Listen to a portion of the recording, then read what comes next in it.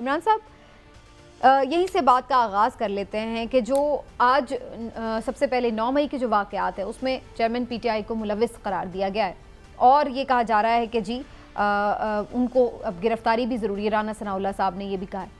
तो इससे आपको क्या अंदाज़ा हो रहा है कि क्या इलेक्शन से पहले चेयरमैन पीटीआई को गिरफ्तार करने की तरफ अब हम बढ़ते हुए देख रहे हैं मामलात को? बिस्मिल्लाहिर्रहमानिर्रहीम। समीना, देखें, बात यह है कि 9 मई के मामलात में, 9 मई के वाक़यात में चेयरमैन पीटीआई का कितना हिस्सा है, या उन्होंने उसकी सरपरस्ती की या नहीं की, प्लानिंग में शामिल थे या नहीं, ये सारी चीज़ों का फैसला करना अदालत ने। फ़िलहाल तो मामला ये है कि JIT ने एक तफ्तीश की है और उनकी तफ्तीश के मुताबिक, उन्होंने जो तहकीकात की है उनकी तहकीकात के मुताबिक उनका ये कहना है उस रिपोर्ट के मुताबिक कि जनाब चेयरमैन PTI जो थे उन्होंने ही बाकायदा ये साजिश की थी, ये प्लानिंग की थी और उनके उसके बाद ही ये सारा कुछ हुआ। और जो भी कौमी इमलाक को, फ़ौजी तनसीबात को, और जो भी नुकसान पहुँचाया गया, ये सारा कुछ एक प्लानिंग का हिस्सा था। मामला ये है कि अब ये सारी चीज़ तो हो गई, लेकिन क्या जो आपका सवाल है कि ये इलेक्शन से पहले इनकी गिरफ्तारी होगी या नहीं होगी, तो मैं समझता हूँ कि इतने संगीन किस्म के इल्ज़ामात और फिर अगर तहकीकात में ये साबित भी चीज़ें होती हैं, और ख़ुद आप इस बात को ना भूलें कि जो उनके प्रिंसिपल सेक्रेटरी थे, जो उनका दायां हाथ थे, जो सब से अहम आदमी थे। मैं भी आती हूँ जो वो साइफर वाला मामला है। नहीं, साइफर नहीं, मैं कह रहा हूँ उनके भी उस इकबाली बयान के बाद अब ये देखें तो ये सारी चीज़ें जो हैं वो साफ ये जाहिर कर रही हैं कि चेयरमैन PTI जो हैं उनके अब बुरे दिन शुरू होने वाले हैं। वो उनकी गिरफ्तारी भी होगी, जेल में भी जाएंगे, और ये सारे जो मामलात हैं उसी तरफ जाते नज़र आते हैं। लेकिन चौधरी साहब, अभी तो देखा जाए तो 9 मई के वाक़यात के हवाले से चेयरमैन PTI के अगेंस्ट बाकायदा कोई हेयरिंग का आगाज़ तो उस तरह से नहीं हुआ। अभी तो सिर्फ एक JIT की रिपोर्ट है और उस रिपोर्ट में भी जो प्रोसिक्यूटर है उसका ये स्टेटमेंट है कि उन्हें करार दिया गया मुलविस। तो ये कितनी ख़तरनाक बात है, इसकी क्या कानूनी हैसियत है? और जब बाकायदा ट्रायल शुरू होगा इस मुकदमे का तो फिर हम कहेंगे कि अब उसमें वो क्या रिपोर्ट पेश की जाती है वो हतमी बात है।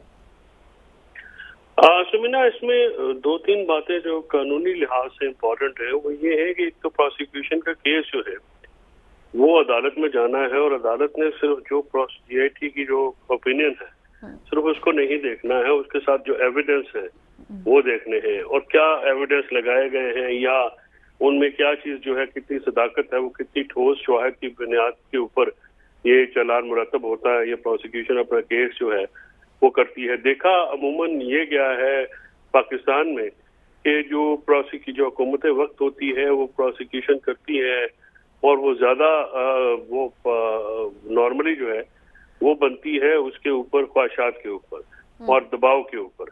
तो इस किस्म की जो बातें हैं फिर बाद में, इसलिए आपने देखा ना कि कभी भी किसी जो सियासत क्योंकि मुलव्वस हो जाती है मुकदमों में, तो किसी भी मुकदमे का हतमी नतीजा नहीं निकलता। इस वक्त जो ये बातें कहना कि वो चेयरमैन PTI जो है वो शामिल थे या नहीं शामिल थे, इसकी बुनियाद तो शाहिद पे होगी, और अदालतों की में जब मामला जाएगा ये टाइम टेकिंग है। जहाँ तक कि इस जो बात है हम सुनते आए हैं कि जी खतरनाक काम है, ये पिछले 1.5 साल से तो ये काम हो रहा है। अब वो ज़ाहिर है बॉटलनेक लगता है कि वो जिस तरह से इलेक्शन करीब आ रहे हैं तो एक वो एफर्ट्स में या एंडेवर्स जो कोशिशें हैं उनमें भी तेजी आएगी। जो वो खुद भी कहते हैं चेयरमैन PTI कि वो उनको डिस्क्वालीफाई करने के लिए, इलेक्शन से टेक्निकली नॉकआउट करने के लिए ये सारा जो है ये वो तो पिछले 1 साल से कह रहे हैं कि मुझे गिरफ्तार भी करना है, मुझे नाअहल भी करना है। नहीं तो फिर हुकूमत भी तो ये कह रही है, रोज भी तो वो भी तो ये कहते हैं, 10 प्रेस कॉन्फ्रेंसें होती हैं कि जी ये हो गया, हम अब ये कर रहे हैं, अब खतरनाक टाइम शुरू हो गया, हमारे पास शवाहिद आ गए, लेकिन बेल तो मंडे नहीं चढ़ी है। 200 से ज्यादा केस तो हो गए उनके ऊपर, लेकिन किसी भी केस में अब क्या पेशरफ्त हुई है वो तो अभी तक तो नहीं हुई। लेकिन आपकी असेसमेंट क्या है चौधरी साहब, इसकी वजह क्या है? जो बेल आपने कहा मंडे नहीं चढ़ रही, उसकी वजह क्या कमजोर शवाहिद हैं, या फिर इसकी वजह ये है कि जानबूझकर ही उन्हें अभी तक ढील दिए रखी गई है? नहीं, ढील तो मेरे ख्याल में उनकी नहीं दी गई। देखिए ना, अब कितने अरसे से उनका तो नाम भी टीवी पे लेना जो है अब से है, और उनसे बात भी नहीं की जा सकती उनके बारे में, ना ही उनका कोई मौकफ जो है वो मेन स्ट्रीम मीडिया पे आ सकता है।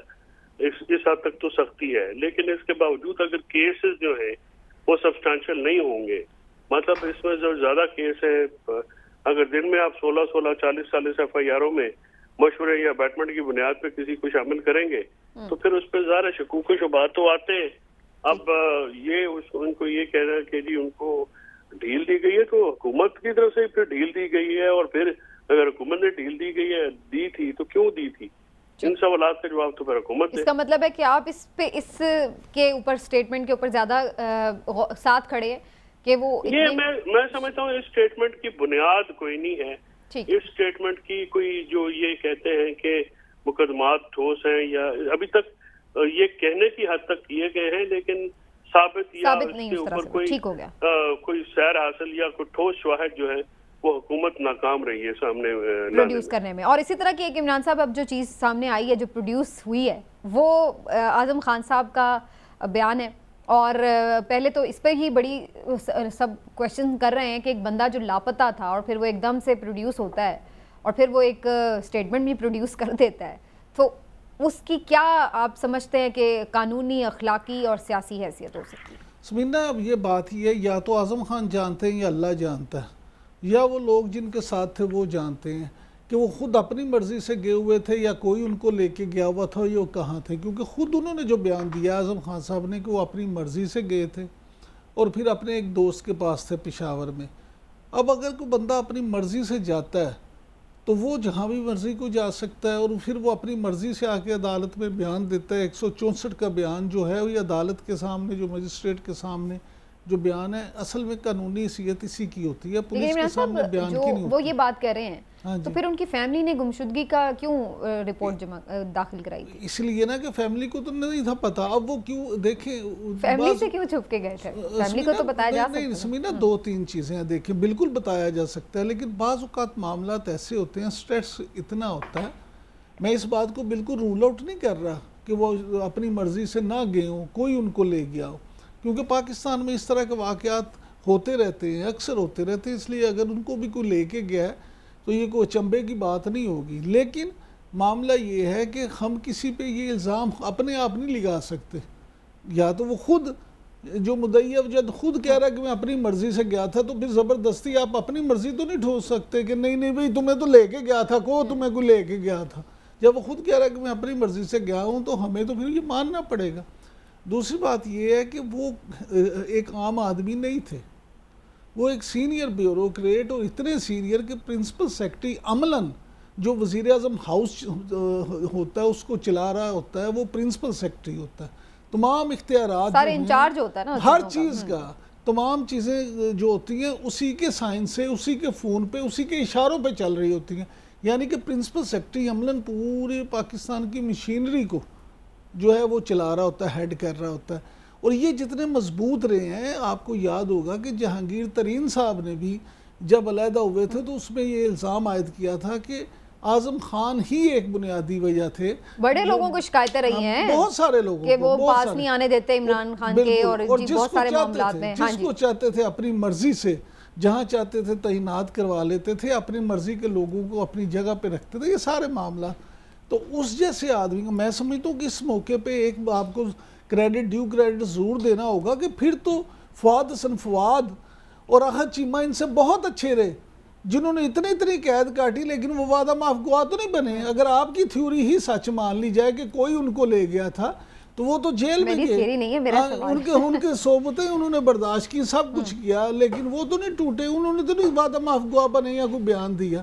ये अगर चंद दिनों में ही टूट गए और आके जो आप ये सारा स्टोरी बयान कर दी, तो फिर आप देख लें कि झूठ के तो कोई पाँव नहीं होते।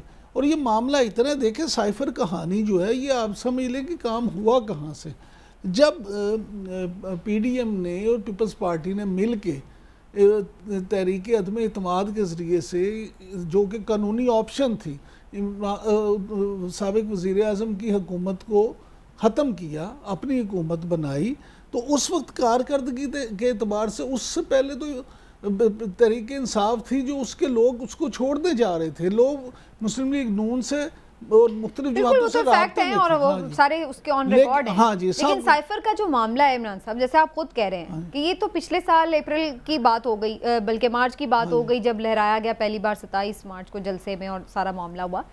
सवाल ये कि फिर ये आज़म खान साहब को 1.5 साल बाद क्यों ये ख्याल आया कि वो बताएं आकर के इसकी हकीकत क्या है, और वो भी उस वक्त जब वो पहले एक महीना पूरा तकरीबन नज़र भी नहीं आए, मंजर आम पर भी नहीं थे, और उसके बाद फिर अचानक से वो आते हैं और वो उसकी आके हकीकत बयान करते हैं। तो जब ये पहले मामला इतना उठा था उसी वक्त क्यों नहीं वो बोले इसके ऊपर?